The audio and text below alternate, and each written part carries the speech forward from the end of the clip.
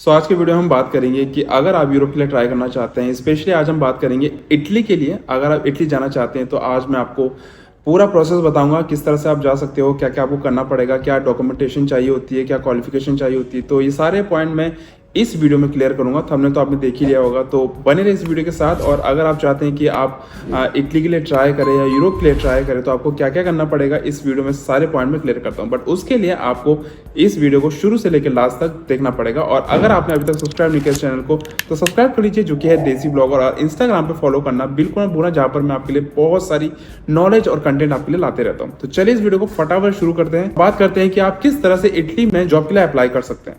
सबसे पहले बात करते हैं कि डिमांड कैसी है इटली में। जो इटली है, बहुत सारे टूरिस्ट वहां पर जाते हैं। वो फूड और हॉस्पिटैलिटी का एक हब है। वहां पर बहुत तरह के लोग जाते हैं, अलग अलग कंट्री से लोग घूमने के लिए जाते हैं। और वहां की जो डिशेज हैं वो बहुत पॉपुलर है, जैसे कि आपको पता ही है।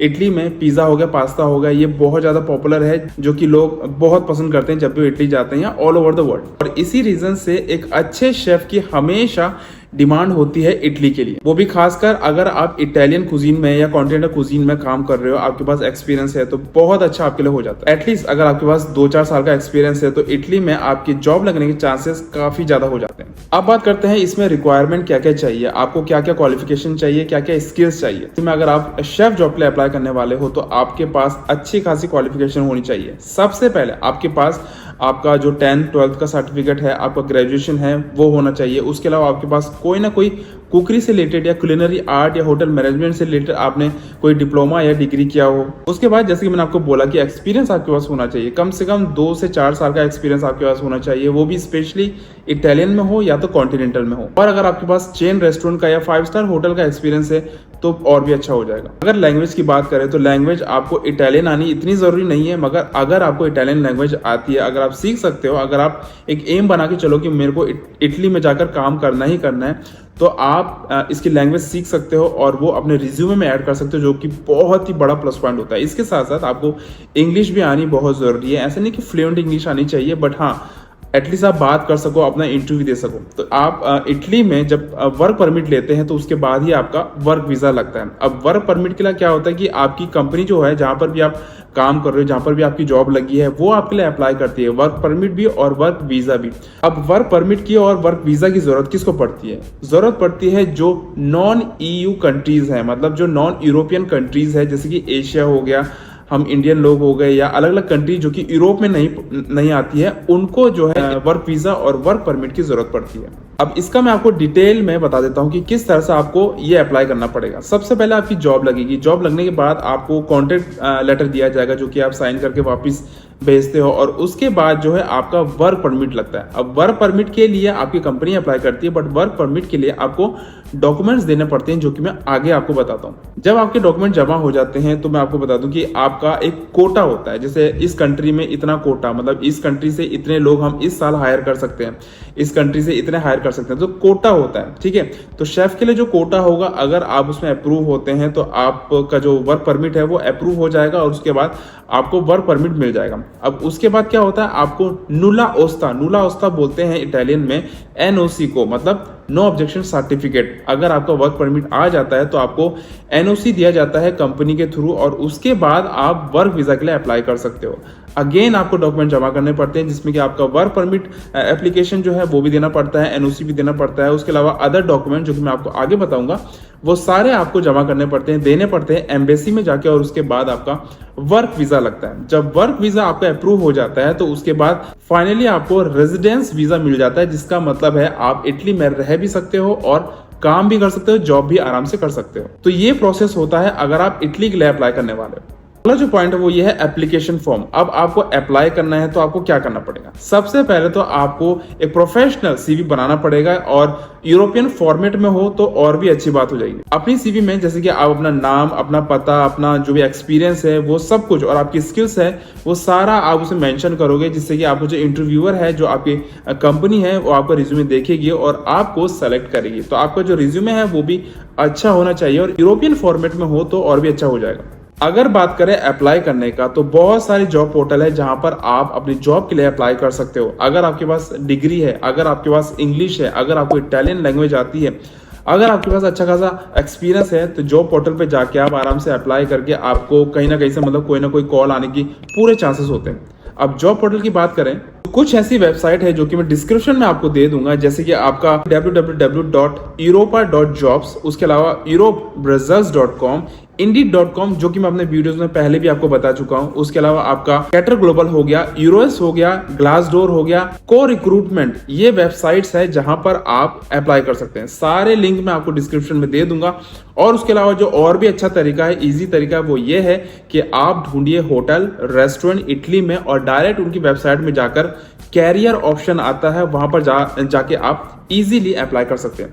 तो हर तरह से आपको अप्लाई करना पड़ेगा अगर आप चाहते हैं कि ऑनलाइन के थ्रू आपकी जॉब लगे, जो कि सबसे इजी तरीका है, जिसमें ना आपको रेफरेंस बनाने की जरूरत पड़ती है, ना किसी एजेंट को पैसे देने की जरूरत पड़ती है। अगर आप चाहते हैं कि ऑनलाइन के थ्रू आपकी जॉब लगे तो आपको नॉन स्टॉप अप्लाई करना पड़ेगा, चाहे वो कंपनी की साइट में जाके हो, चाहे सारी वेबसाइट जो कि मैंने आपको डिस्क्रिप्शन दी है उन सब में जाकर आपको करना पड़ेगा। तो जितना ज्यादा आप अप्लाई करोगे उतने ज्यादा चांसेस होते हैं कि आपको कहीं ना कहीं से कोई ना कोई मेल आएगा या रिप्लाई आएगा।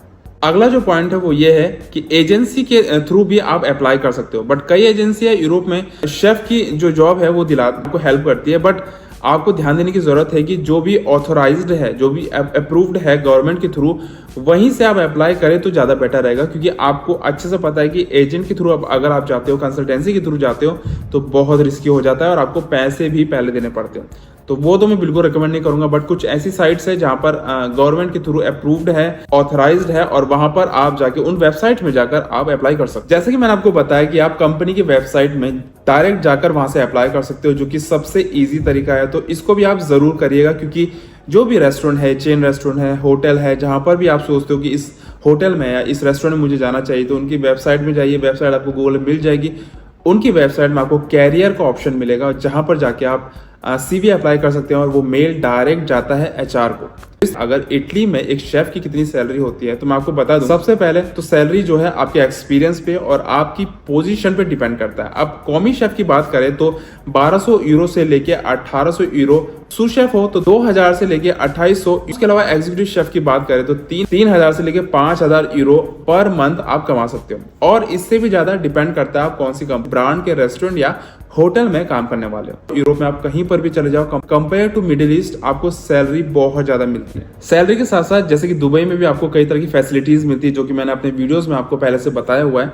तो इटली में भी अगर आप जाते हो तो आपको होटल्स में रहने का, खाना हो गया, इलेक्ट्रिसिटी हो गया, सारी फैसिलिटी आपको वहां पर प्रोवाइड कराई जाती है। अब हम लास्ट में बात कर लेते हैं वीजा और डॉक्यूमेंट्स, मतलब क्या क्या रिक्वायर्ड डॉक्यूमेंट होते हैं वीजा अप्लाई करने के लिए। सबसे पहले तो आपके पास पासपोर्ट ऑब्वियसली होना चाहिए। कई लोग का पासपोर्ट नहीं बना रहता और वो अप्लाई कर रहे होते हैं अब्रॉड के लिए, तो ऐसा बिल्कुल ही मत करिएगा। इससे टाइम वेस्ट होता है आपका भी और जो आपको रिक्रूट करने वाला होता है, जो आपसे कांटेक्ट करता है, उसका भी। उसके बाद ऑफर लेटर, जो कि जब भी आपकी जॉब लगती है तो सबसे पहले आपको ऑफर लेटर दिया जाता है, उसके बाद कॉन्ट्रैक्ट लेटर दिया जाता है। तो कोई भी मतलब कंपनी आपको ऐसा नहीं चाहिए कि आप बीमार हो या आपके अंदर कोई बीमारी हो, ऐसा कुछ भी नहीं हो। श्योरिटी होने के लिए आपको वो मेडिकल कराने के लिए बोल सकते हैं। तो मेडिकल सर्टिफिकेट आपके पास होना चाहिए। उस वर्क वीजा एप्लीकेशन फॉर्म होना चाहिए, मतलब वर्क वीजा जब अप्लाई कर रहे हो तो उसके लिए आपका एक फॉर्म होता है, एप्लीकेशन फॉर्म, वो भी साथ में अटैच होना चाहिए। और उसके साथ साथ आपकी फोटोज होनी, और इंग्लिश या इटालियन लैंग्वेज अगर आपने सीखी हुई है तो वो भी आप अपने डॉक्यूमेंट्स में ऐड कर सकते हो। वो भी आप अप्लाई कर रहे हो, जो भी एप्लीकेशन फॉर्म भर रहे हो,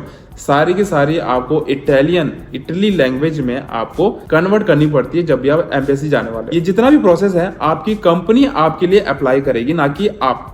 तो आपको सारे डॉक्यूमेंट देने होंगे, उसके बाद कंपनी सारा काम खुद से करेगी। अब इनकेस अगर आप अप्लाई करते हो तो मैं आपको थोड़े से टिप्स दे देता हूं। अगर आप इटली में जॉब के लिए ट्राई करते हो और आपकी जॉब लग जाती है तो आपको करना क्या है।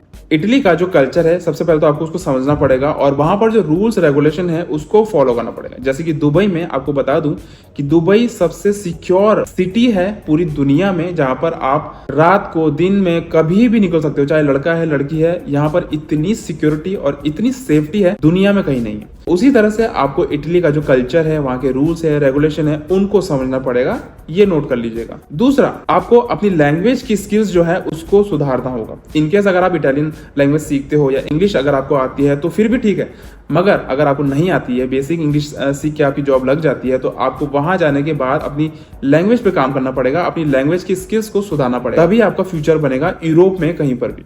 और एक और टिप, आपको अपने किचन मैनेजमेंट और टाइम मैनेजमेंट स्किल्स पर काम करना पड़ेगा, क्योंकि वहां पर काम करने का तरीका अलग होता है। और किचन मैनेजमेंट मतलब किचन में आप किस तरह से मैनेजमेंट करते हो, किस तरह से अपने स्टाफ को मैनेज करते हो, या किस तरह से अपने स्टाफ के साथ रहते हो, इस स्किल को भी आपको सुधारना होगा।